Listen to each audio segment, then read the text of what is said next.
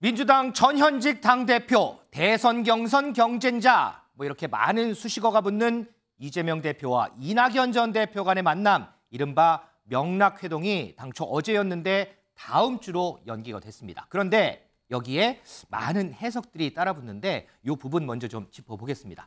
먼저 민지숙 기자. 네. 어제 만남 취소된 거 일단 표면적으로는 폭우 때문이죠? 맞습니다. 어제 이 극한호우라는 처음 본 전화 문자가 나올 정도로 비가 굉장히 많이 내렸는데요. 맞아요. 이 때문에 이낙연 전 대표 측에서 먼저 회동을 좀 미루자 이렇게 요청을 했고, 이것을 이재명 대표가 받아들여서 어제 예정되었던 회동 다음 주 초로 미루어졌다라고 합니다. 김영진, 윤영찬 두 의원이 이번 회동에 물밑 작업을 했었는데요. 어제 두 사람은 따로 만났고 다음 주 초 중에 다시 만나는 걸로 일정을 조율했다고 밝혔습니다. 설주한 부위원장, 지금 장마 기간인데 그럼 다음 주에 비 많이 오면 또 연기할 거냐? 그래서 비 때문에 연기한 거는 동의하기 어렵다 이런 의견들 많거든요. 그거 어떻게 생각하세요? 그러니까 어제 민 기자님께서 얘기해 주신 대로 극한호우라는 우리가 처음 들어보는 단어가 어저께 경고 메시지로 나왔었어요. 예. 그렇기 때문에 혹시나 지난 우리가 여름에 지난 강남에서 있었던 물난리가 있었지 않겠습니까? 아마 그런 일도 있고 해서 혹시나 모를 사태에 대비해서 시민들에게 불상사가 일어나는데 두 어떤 정치인이 만나는 게 굳이 그렇게 중요한 문제가 아니라고 봤기 때문에 저는 오히려 잘 하셨다라고 생각을 하고요. 다음 주에 또 비가 오면 연기할 것 같지는 않고 웬만히 진짜 극한호우 같이 또다시 있지 않는 한은 아마 그러지는 않을 것 같고요. 이제 만나시긴 만나실 거라고 보고 저는 그렇게 확대 해석할 필요는 있을까라는 생각도 좀 듭니다. 장해찬 최고위원도 비슷하세요. 어쨌든 만남 2시간여 전에 전격적으로 취소가 됐는데 정말 비 때문일까? 그런데 사실 정치인들이 재해나 재난 앞에서 몸가짐을 조심하는 게 점점 더 강해지고 있기 때문에 비 때문일 거라고 생각을 합니다만 중요한 것은 비 때문에 안 만났어도 다른 이유가 있는 거 아닐까 하는 해석이 계속 따라 붙는다는 거죠. 그러니까 그래서 지금 저희가 얘기하잖아요. 그래서 제가 이 해석에 대해서 제가 덧붙이지 않더라도 민주당 내 당원 게시판에서 소위 말하는 친낙계 당원들과 친명계 당원들이 서로를 향해 입에 담기 힘든 수준의 비난과 욕설을 주고받은 것이 영향인 것 아니냐. 그리고 이낙연 전 대표 측에서는 이재명 대표가 개딸들이 이낙연 전 대표를 공격하고 비방하는 걸 그냥 묵인하고 있는 것 아니냐.이 불만이 쌓여서 비도 왔겠다. 이게 좋은 구실도 되고 그냥 비를 핑계로 삼아서 안 보는 거 아니냐 등 정치적 해석이 붙고 있어요. 그러니까 설령 진짜 비 때문에 수해가 우려되어서 이 회동을 연기시켰다 하더라도 그걸 고지고대로 보는 사람이 없다는 뜻은 이 두 사람 또는 두 계파 사이의 감정의 골이 이미 너무 깊어졌다는 것이고요. 이러한 골이 다음 주가 될지 다다음 주가 될지 모르겠습니다만 한 번의 만남이나 회동 이후로 완전히 봉합될 것 같지는 않습니다. 오히려 그 만남 이후에 이 감정선이 더 깊게 자극될 가능성도 있어가지고 민주당 내부의 분열 가능성은 총선을 앞두고 계속 거론이 될 것 같습니다.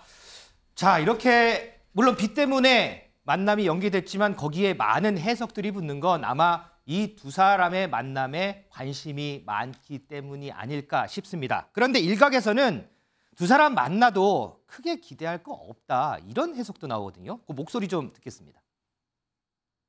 이재명 대표로서는 지난 대선 때처럼 이낙연 전 대표와 함께 있는 그런 그림이 지금 당장에 좀 필요할 겁니다. 이재명 대표는요? 네, 당장에. 그리고 이낙연 전 대표는 귀국하고 지금 보름이 좀 지났는데 아직도 안 만나고 마냥 미루기만 하고 겉도는 것 같은 거에 대해서 여러 가지 말들이 조금 나오고 있고 그게 심적 부담이 좀 있을 거니까 만나자는데 만나지 못할 이유가 뭐가 있겠냐 정도로 지금 생각하시는 거 아닐까. 그러니까 그런 부담을 좀 덜어내기 위한 것 아닐까. 그러니까 크게 내용적으로 기대할 건 없겠다. 그게 제 짐작 추측입니다.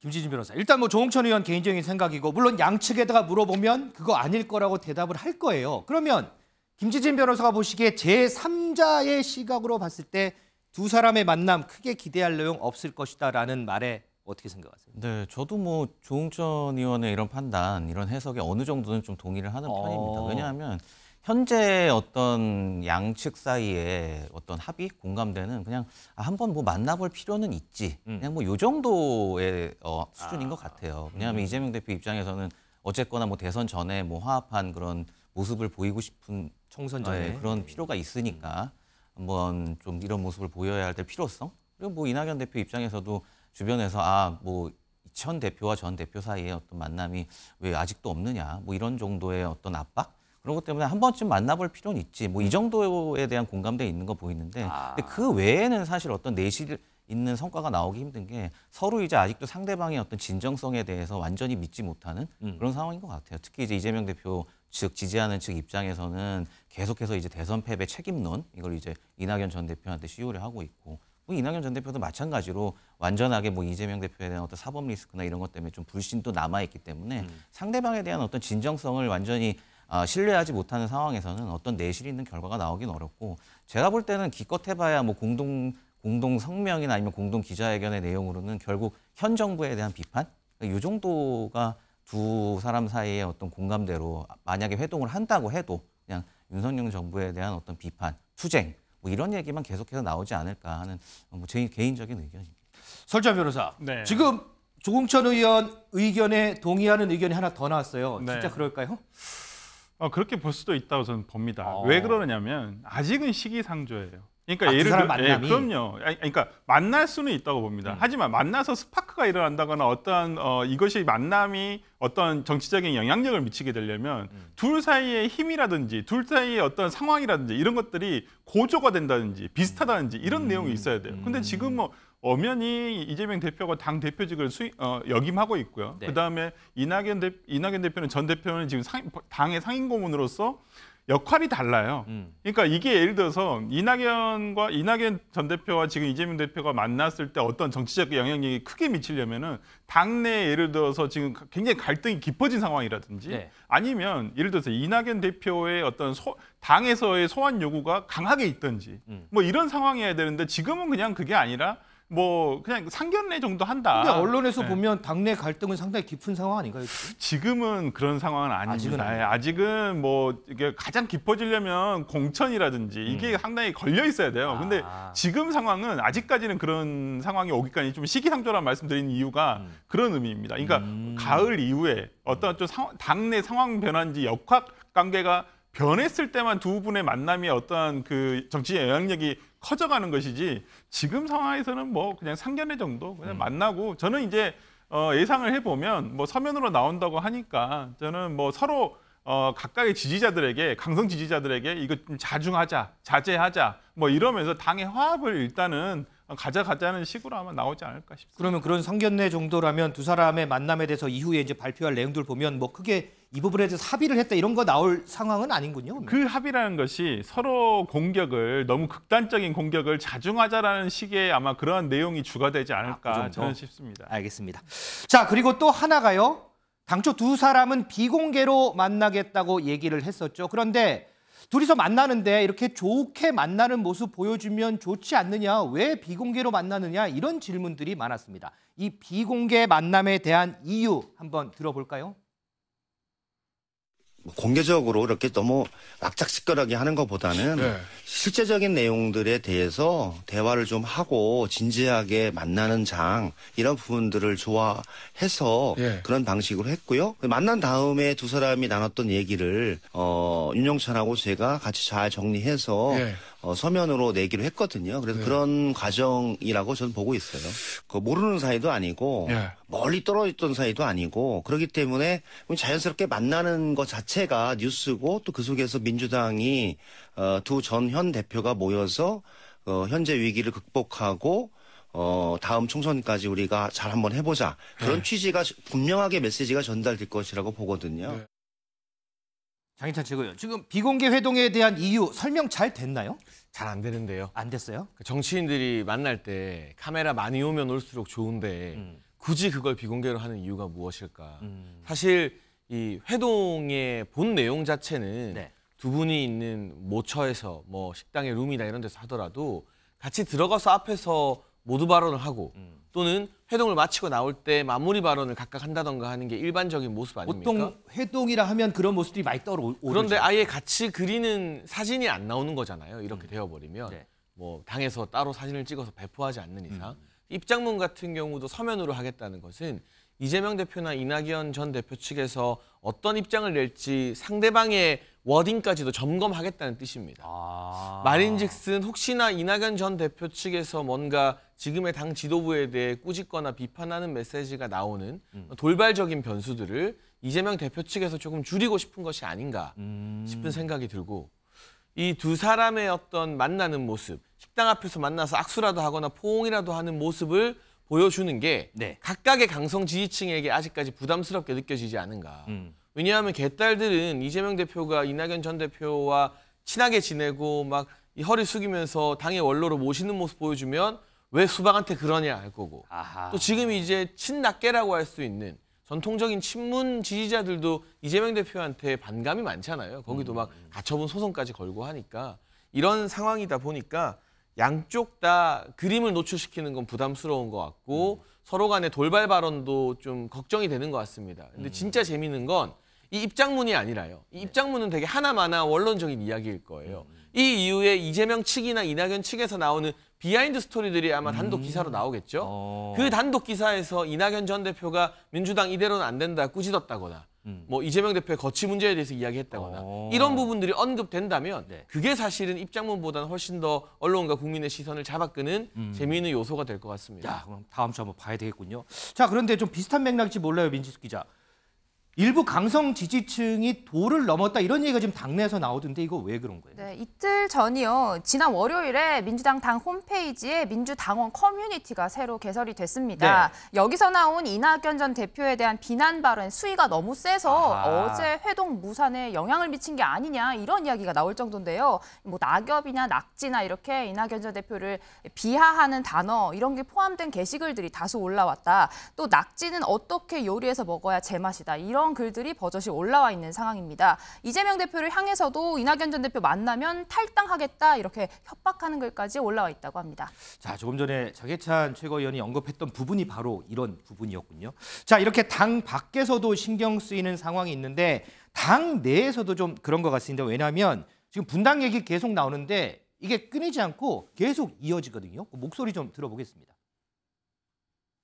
때로는 도저히 뜻이 안 맞고 방향을 같이 할 수 없다 한다면 뭐 유쾌한 결별도 각오하고 해야 되지 않겠습니까? 뜻이 다른데 어떻게 같이 한 지붕에 있을 수 있겠습니까? 유쾌한 결별이라면 재원이 있어야 하는데 20명 이상도 돼야 하는데 상황에 따라서는요. 그러면 이제 유쾌한 결별로 쿨한 경쟁도 가능할 것이다라는 그렇게 의지를 갖자는 겁니다. 의지를.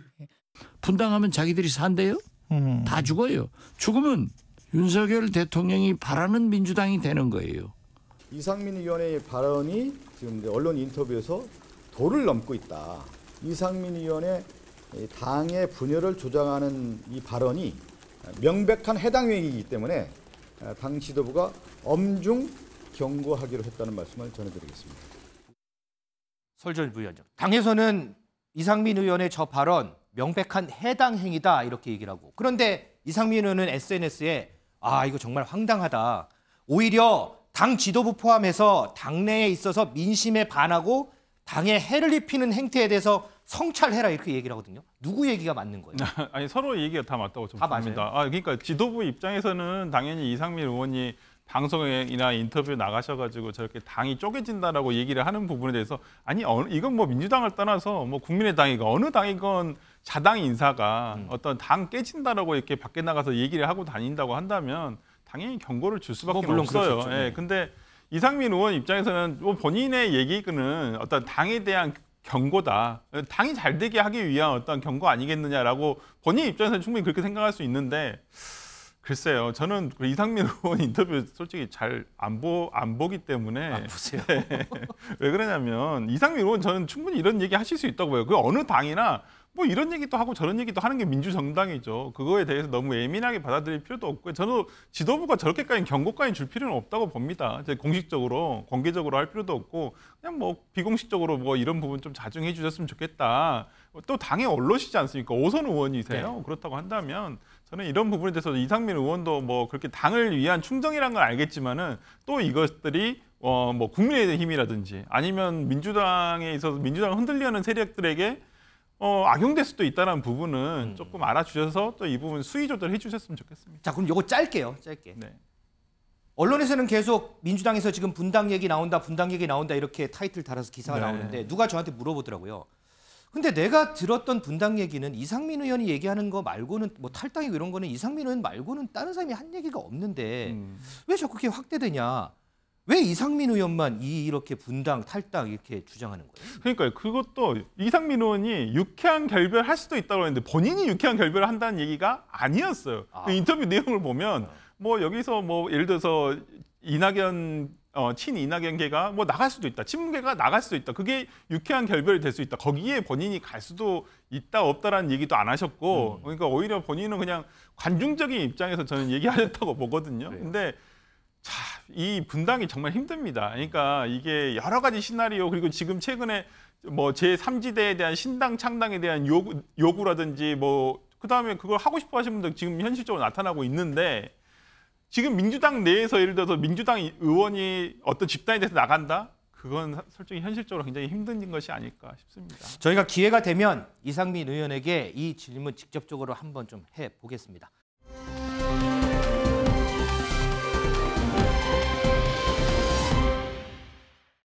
도로개설 사업 추진 자체를 이 시점에서 전면 중단하고 이 정부에서 추진되었던 모든 사항을 백지화하겠습니다. 민주당의 이 날파리 선동이 끊이지 않을 것이기 때문에 저희는 그 원인을 제거하겠습니다. 다음 정부에서 하십시오.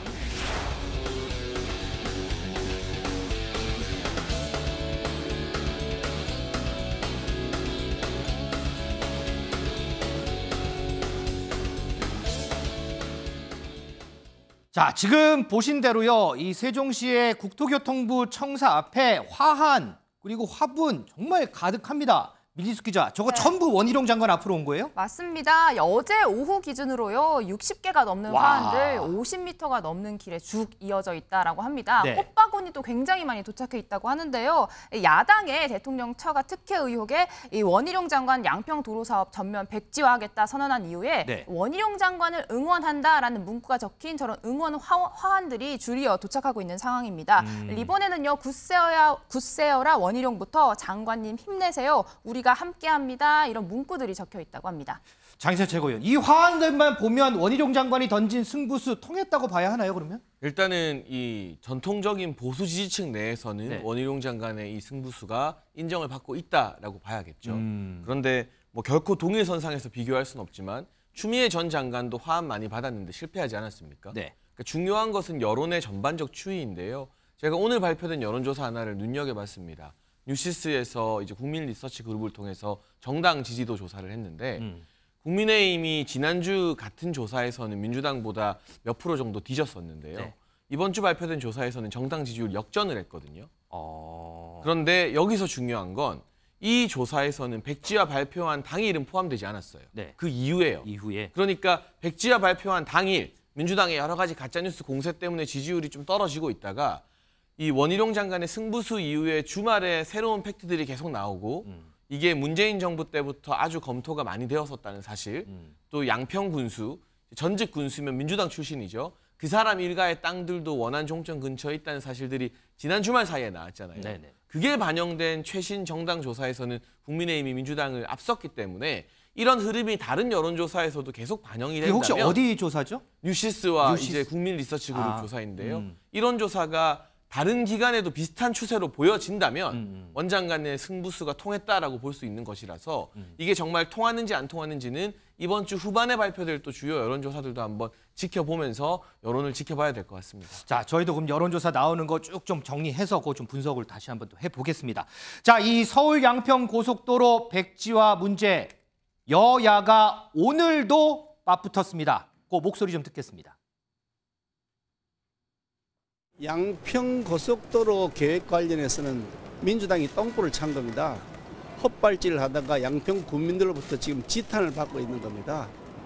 지금 해야 할 일은 민주당이 즉각적인 사과를 하고 다시는 이런 가짜뉴스와 괴담을 통해서 주민들에게 피해를 끼치지 않겠다는 약속을 하는 것이. 고속도로는 민주당 자살골이라면서 민주당이 사과해야 된다고 말했는데. 김기현 대표가 아무리 사실을 왜곡하고 이상한 소리를 해도 양평 고속도로는 대통령 처가 땅 투기를 돕는 명백한 잘못된 정책입니다. 자꾸 이상한 말로 호도한다고 해서 본질이 바뀌지도 않고 우리 국민들께서 거기에 속아 넘어가지도 않습니다. 잘못한 게 없다고 하니까 국정조사에 응할 것이라고 봅니다. 장혜철 최고위원, 오늘 이재명 대표가 국정조사하자 공식적으로 요청을 했어요. 그런데 조금 전에 제가 봤더니 윤재욱 원내대표가 국정조사하겠다는 건 정쟁을 확대하는 뜻으로 읽힌다 이렇게 얘기를 했거든요. 사실상 거부 입장인데. 그러니까 이제 판을 깔아놓고 가짜뉴스를 마구잡이로 던지겠다라는 건데요. 대장동 국정조사는 왜 안 하죠? 백현동은 왜 안 합니까? 지금 쌍방울 관련해서 대북 송금, 김성태 전 회장이 이화영 전 경기도부지사 재판에서 막 진술하고 있잖아요. 네네. 이거 이재명 때문에 우리가 500만 달러 보낸 거다. 이재명과 통화 여러 번 했다. 대북 송금 관련된 국정조사는 왜 안 하죠?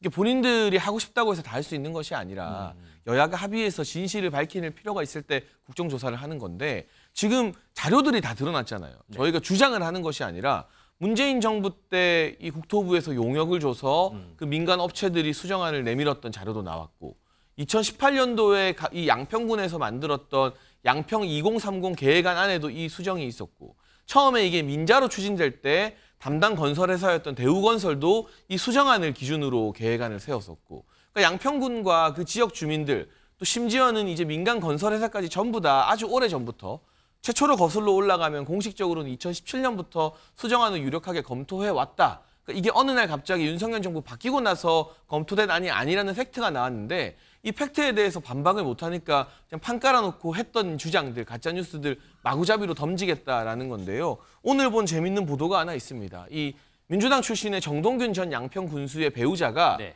문재인 전 대통령 배우자인 김정숙 여사와 선후배 사이라고 합니다. 그래서 보도에. 이 정동균 전 군수가 본인이 이 주민들에게 과거 본인이 군수 시절 내 배우자가 김종숙 여사 선후배니까 이거 내가 수정안 통과시킬 수 있다. 예타안이 아니라 양평 안에 IC 내는 거 내가 할 수 있다라고 말을 하고 다녔다라는 기사가 나왔어요. 이 말대로라면 이건 정동균 전 군수가 한 말이니까 책임을 져야죠.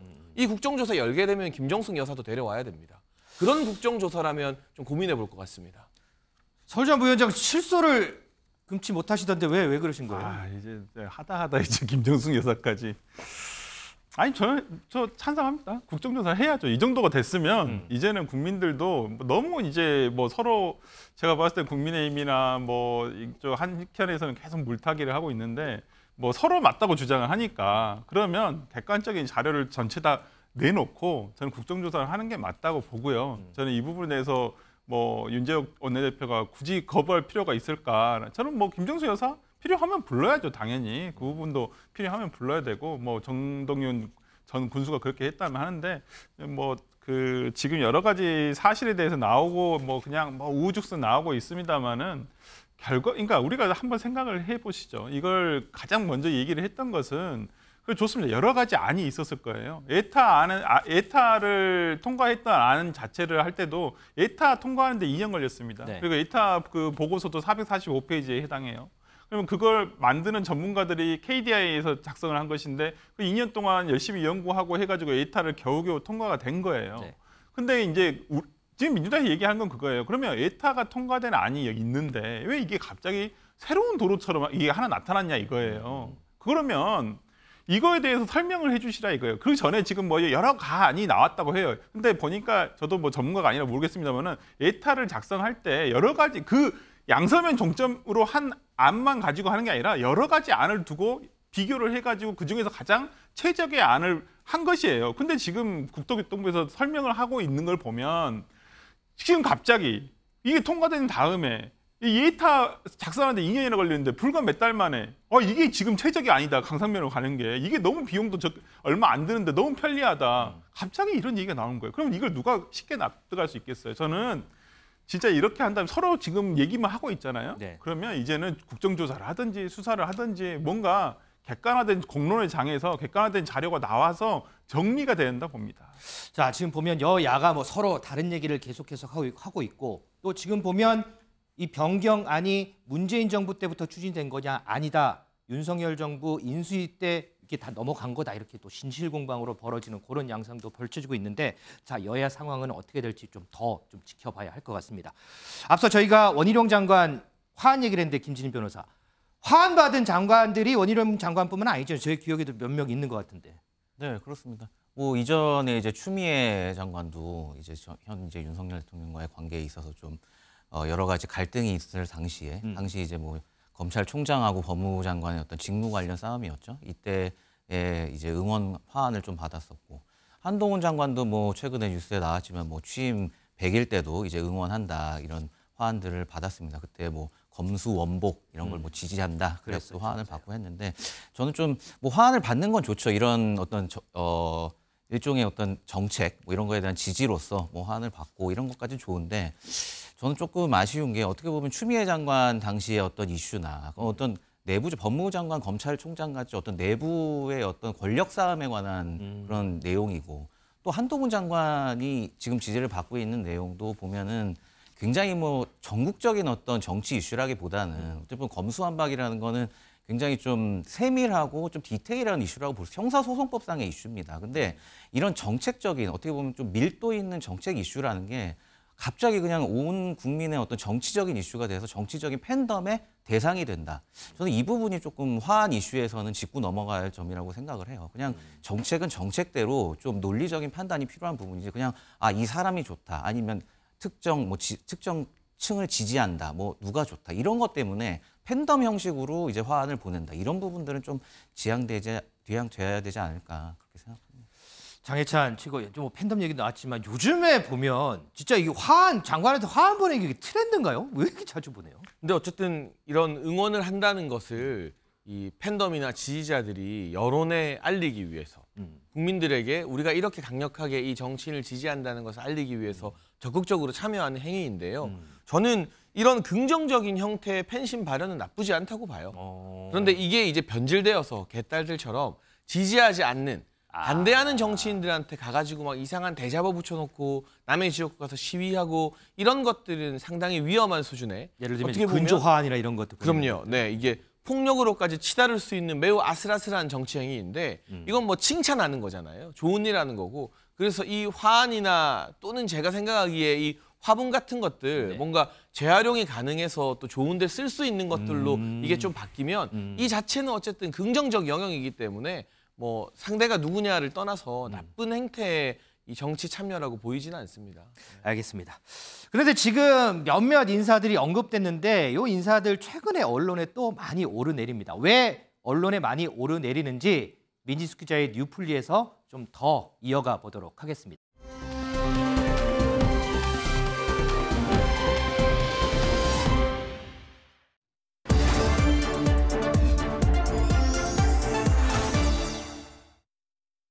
네, 뉴플리 오늘 제목은요. 보수의 어머니 너나 잘하세요. 추미애 저격한 김웅입니다. 이 드라마로 만들어지기로 한 책 이 검사 내전 이 책 정말 재밌게 봤는데요. 저자로 먼저 이름을 알린 김웅 국민의힘 의원 이 부장검사 출신으로 정치계에 입문했습니다.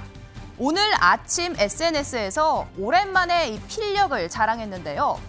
보수의 어머니께서 자신을 어미 꾸짖는 것을 뒤늦게 알게 됐다. 깊이 반성한다며 이분은 보통뿐이 아니다. 노무현 탄핵의 주역이자 윤석열 정부를 탄생시킨 보수의 구원자. 이렇게 비꼼을 시전하며 무려 17가지 의혹으로 추미애 전 법무부 장관을 저격했습니다. 김웅 대 추미애 이 다툼의 발단, 지난 2020년 총선 직전에 현직 검사가 당시 야당 소속 김웅 의원에게 민주당 인사에 대한 고발을 사주했다는 이른바 고발사주 의혹이었습니다. 정치검사의 민낯이 세상에 드러났습니다. 지난해 4월 3일 윤석열 씨의 눈과 귀로 그의 지시에 따라 움직일 수밖에 없는 대검 수사정보정책관이 제1야당 소속 김웅 후보에게 전달하여 야당의 이름으로 이들을 고발하라고 사주했다는 것입니다. 과거 어떤 검사는 기자에게 검사가 수사권 갖고 보복하면 깡패라고 했습니다. 과연 공직자 윤석열은 검사였습니까? 깡패였습니까? 김웅 의원은 모든 순간을 거짓말을 하고 있습니다. 손준성 검사인 거를 김웅 의원이 몰랐습니까?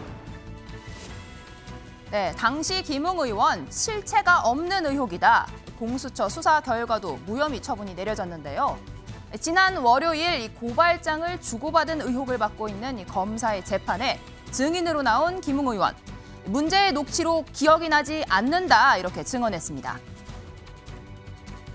공수처가 만들어지게 되면 윤석열 수사처가 될 것이라고 말씀을 드린 적이 있습니다. 실제로 그렇게 되고 있고요. 윤석열이 지시를 했다랄지 그 사람과 협의를 했다는 내용은 전혀 없지 않습니까? 고발 사주라는 것은 제가 보기에는 실체가 전혀 없는 겁니다. 그 고발장은 누구한테 받으신 거예요? 그거는 지금 제가 몇 번이나 누차 이야기를 드렸습니다마는 그때 당시에 제가 받았던 많은 제보와 마찬가지로 제보자와 그리고 그 경위에 대해서는 제가 정확하게 기억을 하지 못합니다. 전체적으로 다 보고 나서 상당히 뭐 악마의 편집이 좀 있었구나라는 좀 느낌이 들었었고. 손 검사한테 텔레그램으로 고발장이나 이런 거 보내신 거 없나요? 네, 이 소식을 전해들은 추미애 전 장관. 이 17분이 넘는 긴 통화가 기억나지 않는다는 건 횟집 수돗물이 짭조름하다고 감탄하며 마시는 것을 압도한다. 정도껏 좀 해라 이렇게 비판했습니다. 2년 전 추미애 전 장관 이렇게 김웅 의원에게 직접 경고하기도 했는데요. 소설 쓰시네 그러니까 저를 막 타박하셨거든요. 그 당 의원님들이. 네, 그 김웅 의원의 시나리오 열심히 쓰는 건 왜 타박을 안 하시는지 한 말씀 해주시길 바라고요. 뭐 이치에 닿지 않은 시나리오를 자꾸 쓰는 것보다는 협조를 조사기관에 핸드폰을 제출하면서 협조하는 게 맞을 것 같아요. 그리고 자꾸 제보자 얘기를 하는데 제보자는 자꾸 그 범위를 좁혀서 추정될 수 있는 정도로 드러내게 노출시키면 그것도 의도적으로 자꾸 하면은 5년 이하 징역이나 5천만 원 이하 벌금을 받을 수 있게 돼요. 그래서 김웅 의원이 더 이상 나아가면은 아마 상당히 위험해질 수 있어요. 경고합니다. 네, 김웅 의원 자신에 대한 꾸짖음 깊이 반성한다면서도 약간 억울한 측면이 없지 않다 이렇게 이야기했습니다. 자신은 기억을 하지 못할 뿐 누구처럼 큰 영화를 본 것은 아니라는 건데요. 정치 자금으로 자동차를 사거나 딸이 하는 식당에 수백만 원을 쓰거나 전화 한 통화로 아들의 타령을 휴가로 둔갑시키지는 않았다. 또 조국 일가 범죄에 국가대표 선수죠. 김민재 선수급 수비를 하거나 후배 정치인의 지역구를 뺏겠다고 전임 대통령을 배신한 것도 아니다. 이렇게 추 전 장관의 묵직한 돌직구를 날리면서 그럼에도 이분이 저격하는 사람은 대통령도 되고 장관도 됐다.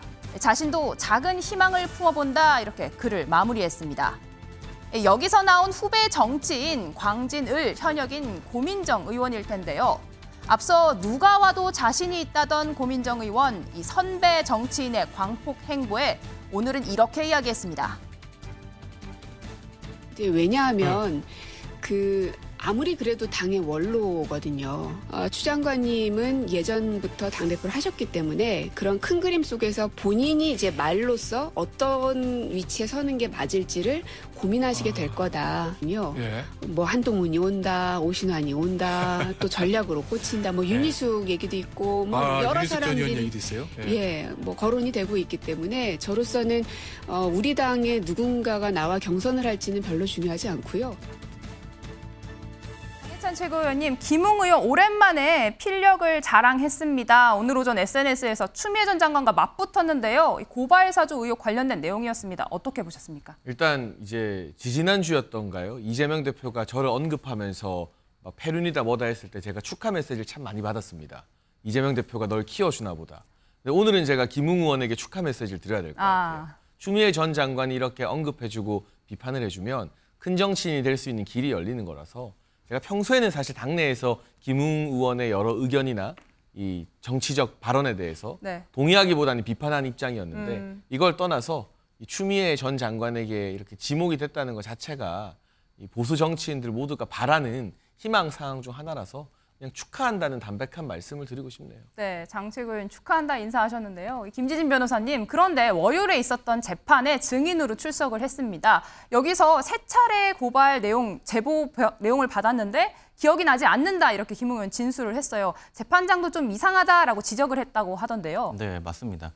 이제 3차례나 이제 받은 제보인데 이거에 대해서 기억이 나지 않는다. 이게 사실 좀 합리적으로 받아들이기 좀 어렵다. 이렇게 판단을 한 것 같고.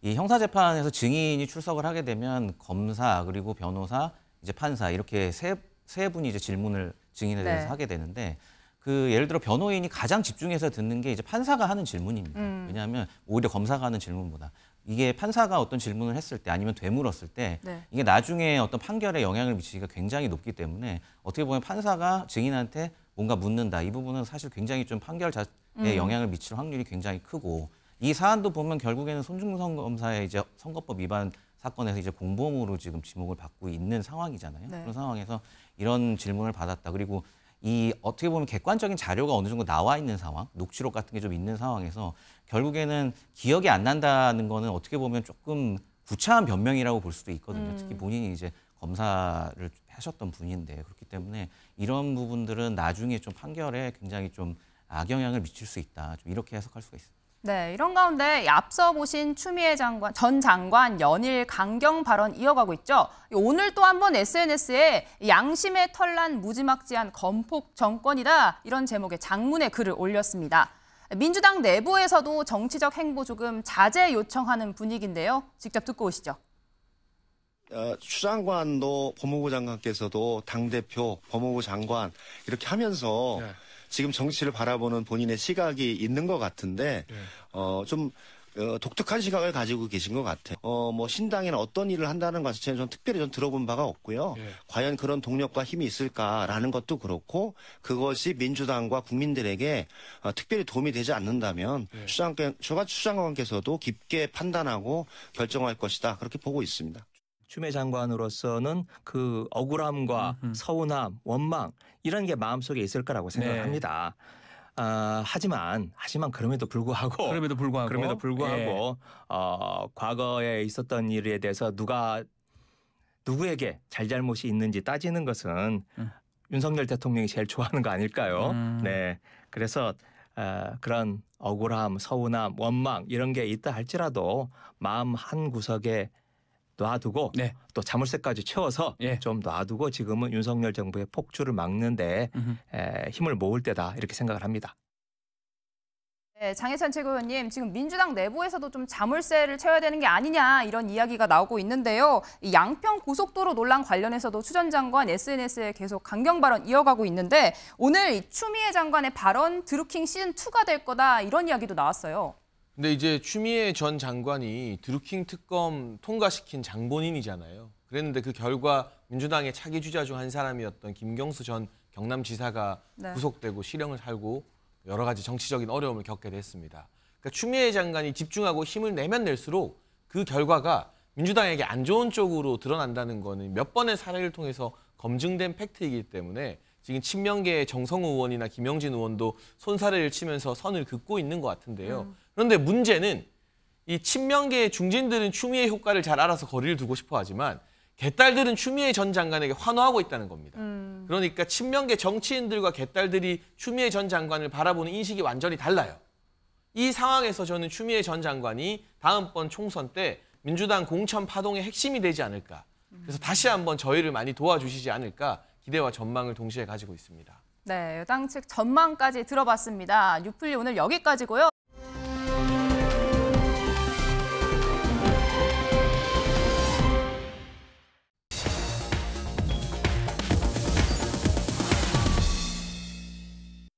화재나 위급한 상황이 발생했을 때 우리는 가장 먼저 119를 찾습니다. 자, 그런데 만약에 소방서가 없다면 이 생각만 해도 아찔한데요. 헌데 이 소방서에 민원 하나가 들어왔는데 이 민원 가지고 정말 갑론을박이 벌어지고 있습니다. 김지진 변호사, 소방서에 들어온 민원 어떤 내용인가요? 네. 지난 이제 5월 25일에 수원 광교 중앙역 부근에 이제 소방 안전센터가 새로 이제 문을 열었는데요. 근데 이 안전센터가 문을 열고 이제 계속해서 출동하는 일이 잦아지니까 이 사이렌 소리가 이제 시끄럽다. 그래서 인근 아파트에서 이제 입주자 대표 회의에서 와가지고 이 사이렌 소리를 심지어 이제 이거는 누군가 이제 지역사회에 도움을 주기 위해 출동하는 건데도 이제 이걸 이제 소음 공해다 이렇게 규정을 하면서 이 좀 소음을 줄여달라. 이런 좀 민원을 제기했다는 그런 내용입니다. 어떻게 이 민원 공감을 좀 많이 받아요? 어때요?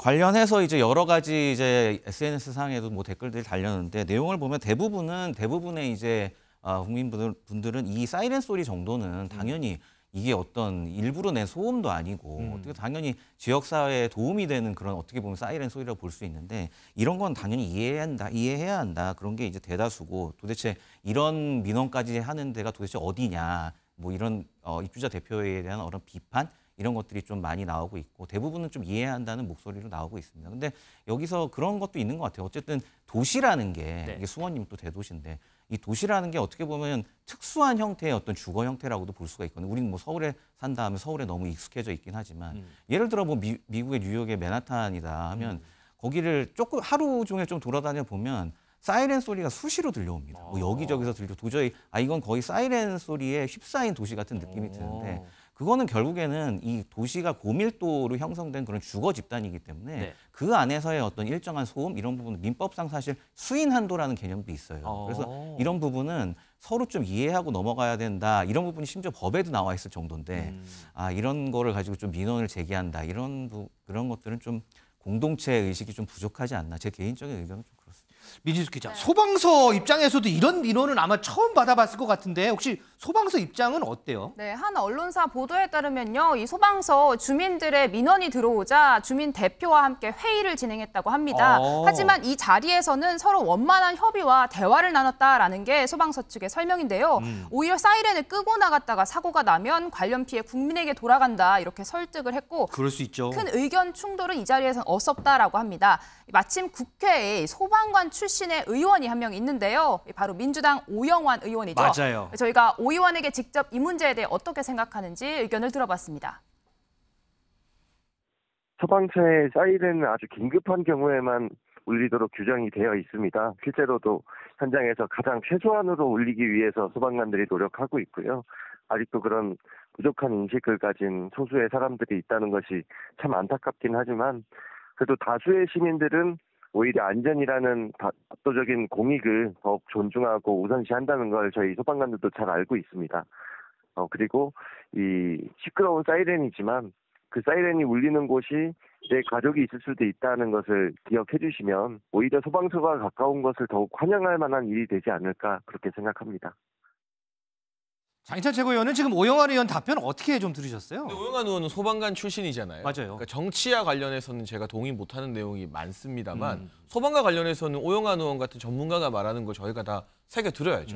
당연히. 그리고 정말 최소한의 안전을 위해서 소방관 분들도 사이렌으로 인한 어떤 이 소음이라고 말할 수는 없습니다만 이 여러 가지 이 청각에 좀 해를 끼치는 것도 줄이기 위해서 노력하고 있다고 오영환 의원이 말했으니까 이건 주민분들께서 조금 배려를 해주셔야 될 것 같고요. 이 사이렌이 울린다는 것은 정말 누군가에게 위급 상황이 발생했다는 겁니다. 맞아요. 그게 나일 수도 있고 내 친구일 수도 있고 내 가족 친척일 수도 있거든요. 그런 차원에서 물론 아파트 거주민분들도 자주 들리면 힘드신 것도 제가 이해합니다만 우리가 공공의 질서와 안녕을 위해서 좀 참아주는 배려가 필요한 게 아닌가 하는 생각에 대체적으로 오영환 의원 이번 말씀은 공감이 되는 것 같습니다. 알겠습니다. 자, 김진인 변호사. 근데 이제 소방차라는 게 이제 긴급 자동차로 법에 명시가 돼 있는 거잖아요. 근데 이 사이렌 혹시 이게 소리 이제 줄이는 거 이런 거는 법적으로는 가능한 거예요? 이거 뭐 그냥 뭐 주민들하고 합의가 됐다 그래서 사이렌 소리 뭐 데시벨 낮추고 이런 거는 가능한가요, 이게? 뭐 물론 좀 전에 이제 장 최고위원도 말씀해 주셨지만 이게 너무 지나치게 어떤 소음이 된다 그러면 어느 정도를 뭐 규제를 할 수는 있겠지만 근데 이 사이렌 소리 같은 경우에도 어떤 법적인 걸 떠나서 이 소방 규정에 따르면 이 정해진 데시벨이나 이런 게 있습니다. 그렇죠. 왜냐하면 맞아요. 이게 사이렌이라는 건 어쨌든 사이렌을 울리는 사람을 위해서 이거를 사이렌의 소리를 내는 건 아니잖아요. 들으라고 이제 들으라고 있는 거 아닙니까? 그렇죠. 그러니까 누군가 분명하게 이 위험이 있다, 뭔가 위험이 다가온다 이런 걸 알리기 위해서 하는 일종의 보면 사인이기 때문에 이런 부분은 일정 수준의 어떤 데시벨을 정하지 않으면 사이렌으로서의 효용이 없거든요. 그렇기 때문에 그 이하로 하기는 어렵지만 어느 정도의 뭐 조정은 가능할 것으로 보여집니다. 근데 이 소방서에 민원만 들어온 건 아니라면서요? 네, 그렇습니다. 이게 이제 여기 수원 소방서만의 얘기가 아닌데요. 과거에 이제 서울에 25개 지역구 중에 금천구만 소방서가 없었습니다. 그래서 최근에 그 금천 소방서가 새로 이제 만들어지는 과정에서 이제 소방서가 생기게 되면 좀 전에 얘기 나왔지만 뭐 사이렌이나 이런 잦은 출동 이런 걸로 해서 뭐 교통 혼잡 이런 게 있을 수 있다는 우려 때문에 지역 사회에서 아예 소방서를 여기 들어오면 안 된다. 이런 식으로 이제 일종의 님비죠. 그런 문제가 많아서 계속해서 뭐 지역사회 민원이 많았던 이런 경우가 많았습니다. 다행히 이제 금천 소방서는 이제 만들어졌고요. 근데 그리고 또 하나는 이제 닥터 헬기 사례인데 그 아주대병원의 그 뭐 이국종 의사가 이국종 선생님이 이거를 응급외상센터 맞아요. 이국종 교수가 많이 나왔잖아요. 그리고 응급외상센터에 이제 닥터 헬기라는 게 있는데 이 닥터 헬기가 또 날 때마다 프로펠러 소음이 많이 난다. 이래가지고 이제 수원 인근 지역 주민들이 이제 민원을 제기한 사례가 있습니다. 근데 이 세 가지 사례 모두 각각 지역은 다르지만 어쨌든 조금 더 공동체 의식을 발휘하고 그리고 서로 좀 배려하는 어쨌거나 응급한 상황에서 누구에게 도움을 주기 위한 그런 조치잖아요. 맞아요. 이런 부분에 대해서는 조금 서로 배려하는 마음을 가지는 게 제가 볼 때는 가장 중요할 것 같습니다. 우리 설주환 부위원장은 어떠세요? 쭉 이제 사례 지금 쭉 들어보셨잖아요. 네, 그러니까 뭐 개인의 어떤 권리와 그다음에 개인의 이익과 그다음 공동체의 이익이 부딪히는 경우라고 좀 봐요. 그럴 때는 이제 어떤 사안에 따라서는 단체주의가 다 옳다고 할 수는 없습니다만은 이와 같은 경우는 어떤 긴급성이란 특수한 상황이 있지 않겠습니까? 이런 경우에는 공동체의 이익이 조금 더 앞선다라고 볼 수 있을 것 같습니다. 자, 조금 전에요. 그 화면 한번 보여주실래요? 무슨 라면 같은 게 있는 화면이 저희가 비춰졌는데 그 라면이 지금 화면에 나오는 저겁니다. 저게 이제 조금 전에 아까 민원이 들어갔던 그 소방서에 누군가가 라면을 기증했다고 합니다. 아, 이 소방서에 이렇게 사이렌 때문에 이런 민원이 들어가셨죠. 그런데 참 소방관님들 우리한테는 너무 감사한 분들입니다. 저도 예전에 난치성 환자로 119에 도움을 받았는데 우리 소방관님들 너무 고생하십니다. 식사 잘 못하시죠? 이렇게 라면이라도 좀 챙겨 드시고 출동하시기 바랍니다. 라는 이렇게 또 감사한 마음도 왔습니다. 이렇게 민원도 들어오고 감사한 마음도 들어오는 자 이런 사건들. 자 지금 우리가 공존이라는 얘기를 많이 했는데 우리가 좀 공존할 수 있는 방안들을 좀 더 많이 모색을 했으면 좋겠다. 뭐 이런 생각도 해봅니다.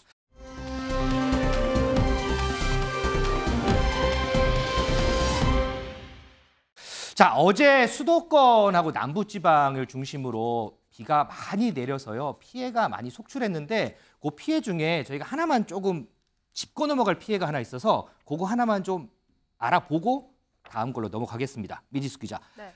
전남 광주에서 정말 가슴 쓸어 내릴 만한 그런 피해가 있었다면서요? 맞습니다. 어제 시간당 50mm가 넘는 폭우가 쏟아졌는데요. 아파트 단지 안에 있는 한 어린이집 보육실에 천장이 무너졌다라는 소식입니다. 네. 이 자리에는 이 3살짜리 원아들이 모여서 밥을 먹고 있었다라고 하는데요. 다행히도 해당 벽이 무너지는 당시에는 이 아이들 양치질을 하기 위해 잠깐 다른 공간에 갔었다가 이 보육원 선생님이 천장에 물이 새는 걸 발견하고 위험해 보인다 해서 다른 방으로 아이들을 대피한 상태였다라고 합니다. 야, 마침 치카러 간 사이에 이런 일이 발생을 했군요. 맞습니다. 자, 근데 김치진 변호사, 이게 비 많이 오는데 어제 뭐 많이 좀 보도가 됐던데 공사장에 이렇게 이제 공사장에 비가 많이 오잖아요. 그러면 이제 그때 콘크리트 타설을 하는데 이게 비하고 같이 이제 섞인단 말이죠. 그러면서 이제 우중 뭐 타설 뭐 이런 얘기도 있더라고요. 이거는 좀 제가 지금 퍼뜩 생각이 나서 이제 여쭤보는데 그건 좀 어떤 내용이에요? 네, 맞습니다. 그 이제 시멘트죠. 이 시멘트가 이 물하고 이제 이 시멘트 원료의 배합 비율 이런 게 굉장히 중요한데 굉장히 좀 엄격하게 이걸 지켜야 합니다. 왜냐하면 이게 안정성하고 관련이 있기 때문에. 근데 예를 들어 비가 와서 이제 좀 비가 갈 때 이거 시멘트 타설을 한다. 이런 경우에는 여기 이제 물이 들어가서 배합 비율이 좀 달라지거든요. 그러면서 이제 굉장히 나중에 안전에 문제가 될 수 있는데 그 시멘트가 이제 원래 레미콘에 넣을 때 그 배합을 해서 이제 넣는 거잖아요. 네, 완전히 이제 비율을 딱 맞춰서 하는데 비가 올 땐 그래서 사실 진행을 하지 않습니다. 그래서 이거를 이제 지칭하는 용어로 뭐 우중 타설이다, 뭐 이런 얘기가 나오는데 이제 동대문 쪽에 있는 그 GS 건설 아파트 현장이었는데요. 당시에 이 GS 건설 얘기로는 뭐 비 오는 때를 피해서 잠깐 이게 했다고 하는데 사실 지금 장마철이잖아요. 장마철이기 때문에 언제 비가 그치고 내리고 이런 집중호우가 계속될지 모르는 상황에서 딱 비가 그쳤을 때 뭐 이 시멘트 타설하고 아닐 때 안 하고 이렇게 하기가 사실 어렵습니다. 그러니까 어떻게 보면 약간 안전 불감증이라고 볼 수도 있는 상황이었던 거기 때문에 뭐 이런 거에 대해서 지금 뭐 우중 타설이다 이러면서 좀 비판이 많이 나오고 좀 있습니다. 솔직한 문제, 우리가 이제 지금 장마 얘기하면서 이제 이런 얘기 해보는데 사실 우중타설이라는 문제가 이게 어제 오늘 일은 아니에요. 그럼에도 이제 근절은 계속 안 되는 것 같아요, 이게. 이게 아무래도 뭐 공사업체에서는 또 공사 기한도 맞춰야 되고요. 이게 늘어지면 늘어질수록 어떤 인건비라든지 비용 처리 부분들이 많이 나가기 때문에 뭐 공사업체에서는 비용에 대한 압박감 때문에 아마 좀 이렇게 날씨가 안 좋고 안 해야 되는 날에도 이걸 진행하는 것 같거든요. 그런 부분에서라면 그래도 좀 지켜갔으면 좋겠다라는 생각이 들고, 최근에 뭐 이것뿐만 아니라 무슨 뭐 순살 땡땡이라든지 뭐 그런 진짜 철근을 제대로 넣지도 않은 그런 부실 공사들이 있거든요. 맞아요. 예, 이런 부분에 대해서 좀 감리가, 공사도 중요하지만은 감리도 정말 중요하다는 것들을 다시 한번 느끼게 됩니다. 자, 내일 초강력 장마 전선이 영향을 끼친다고 합니다. 이 비 피해 없도록 만전을 기해야 할 것 같습니다.